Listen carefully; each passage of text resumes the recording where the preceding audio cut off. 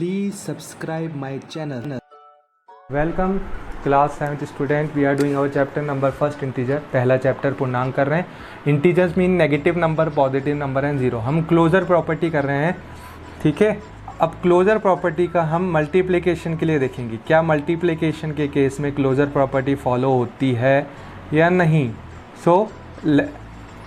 अगर हम एक इंटीजर को दूसरे इंटीजर से इंटू कर रहे हैं और हमें आंसर में भी इंटीजर मिल जाए, इंटीजर को इंटीजर से इंटू किया और आंसर में भी इंटीजर मिल जाए तो क्लोजर प्रॉपर्टी मल्टीप्लिकेशन के केस के लिए फॉलो होगी, अदरवाइज नहीं होगी।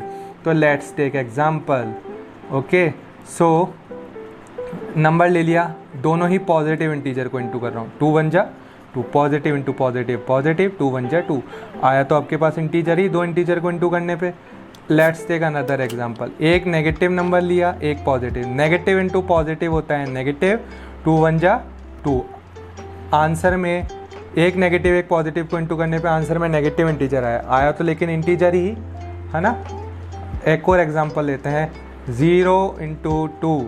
0 को किसी भी नंबर से इंटू करने पे वो आपका आंसर कितना आता है, 0 आता है। सो आया तो लेकिन इंटीजर ही, क्योंकि 0 भी तो इंटीजर ही होता है। Example number 4। अब एक नेगेटिव नंबर एक positive number, negative into negative होता है पॉजिटिव, 2 1 जा 2।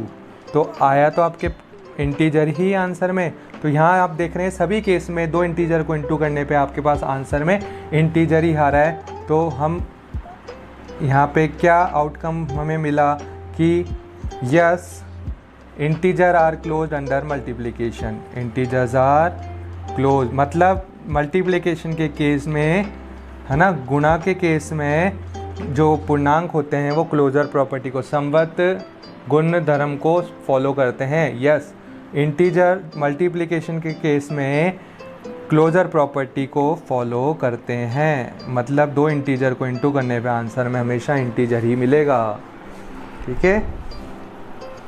नेक्स्ट केस है डिवीज़न का।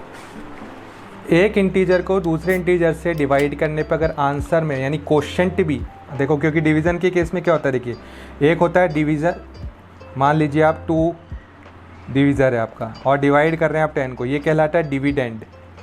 Okay, this is called dividend. ये कहलाता है भाज्य, हिंदी में बोलते हैं भाज्य। ये कहलाता है डिवीज़र, भाजक। ओके, आंसर आप डिवाइड करते हैं तो आपको मिलता है कोशेंट, हिंदी में बोलते हैं भागफल। ओके, 2 5 जा 10। यहाँ आपको मिलता है रिमाइंडर, शेषफल। ये चीज़ अगर आपको पता है तो आप, ठीक है, ये पता होना चाहिए आपको। अच्छी बात है अगर आपको पता है तो बच्चों, ठीक है, देख लीजिए। देन मैं इसको रब कर दूंगा। Okay, now I am going to rub it. तो अब हम बात करें आंसर में भी हमें, यानी आंसर मतलब क्या मिलता है हमें, कोशेंट मिलता है, तो वो भी इंटीजर होना चाहिए। देखिए डिवीज़र को आप इस डिवाइड के साइन को इस तरह से भी लिख सकते हैं, ए डिवाइडेड बाय बी। जो डिविडेंड होता है यानी डिवाइड के साइन से पहले लिखा हुआ है वो न्यूमरेटर बनता है, ये न्यूमरेटर। और ये जो डिवीज़न के साइन के बाद है मतलब डिवीज़र है जो, वो कोशेंट आपके डिनोमिनेटर बनता है, न्यूमरेटर डिनोमिनेटर, अंश हर। ये देखिए ये फ्रैक्शन फॉर्म है। डिवीज़न का मतलब क्या है, फ्रैक्शन फॉर्म ही होती है एक तरह से। तो अब हम बात करते हैं, हमारे क्वेश्चंस पे मूव करते हैं। देखिए अगर हम पॉजिटिव इंटीजर को पॉजिटिव इंटीजर से डिवाइड कर रहे हैं तो देखिए 2 1 से कितने टाइम्स डिवाइड होगा, 2 टाइम्स, क्योंकि 1 से किसी भी नंबर को डिवाइड करने पे वो नंबर ही आंसर में मिलता है। तो देखिए ये इंटीजर है, इंटीजर को इंटीजर से डिवाइड किया तो आंसर में इंटीजर मिला। देखिए ये केस में तो हो गया, ठीक है। अब मैं एक एग्जांपल आपके सामने ले रहा हूँ जो आपको प्रूव कर देगा कि डिवीज़न के केस में क्लोजर प्रॉपर्टी फॉलो नहीं होती है। वो आपका ये वाला केस है, जब आप किसी भी नंबर को 0 से डिवाइड करते हैं तो आपको पता है 0 से डिवाइड करने पे आपको मीनिंगलेस क्वांटिटी मिलती है ना, अनडिफाइंड क्वांटिटी। मीनिंगलेस और अनडिफाइंड क्वांटिटी मतलब जिसकी कोई मीनिंग ही नहीं, आपको पता ही नहीं किस तरह का नंबर है ना, कितना बड़ा नंबर है, क्योंकि इन्फिनिटी तो भाई आपके बहुत बड़ा नंबर भी हो सकता है, या 2 डिजिट का, 3 डिजिट का, या आपके 10 डिजिट का नंबर, आपको कुछ पता ही नहीं है, नेगेटिव नंबर भी हो सकता है, ठीक है। तो आपके पास अनडिफाइंड क्वांटिटी मिलेगी।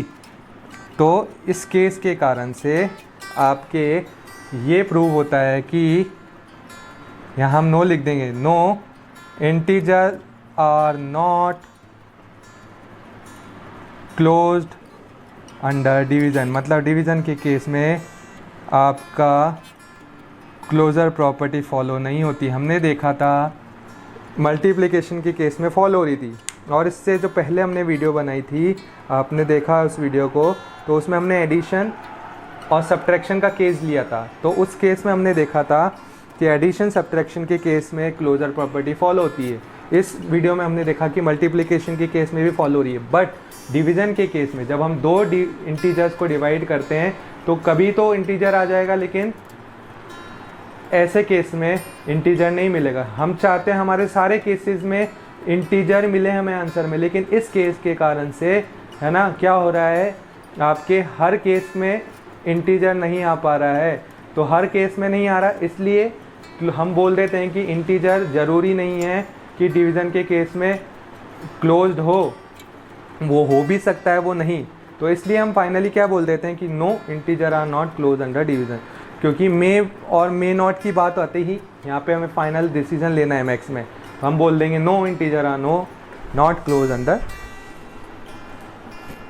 Division, sorry not division, it's division, it's division बच्चों, सॉरी।